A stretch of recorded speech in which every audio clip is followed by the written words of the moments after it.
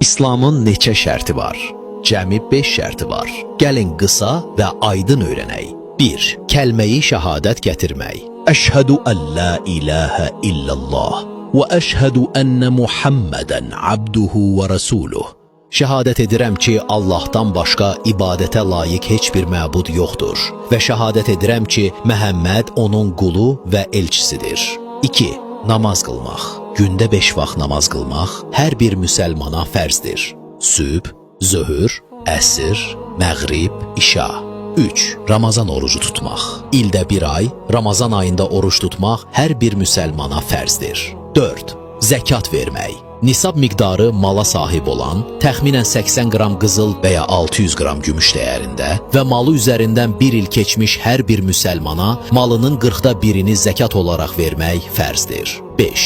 Həcc ziyarəti. İmkanı olan hər bir müsəlman ömründə bir dəfə həcc ziyarətini etməlidir. Bu 5 əsas şərt İslamın sütunlarıdır. Unutma, dini bilmək yaşamaqla başlayır.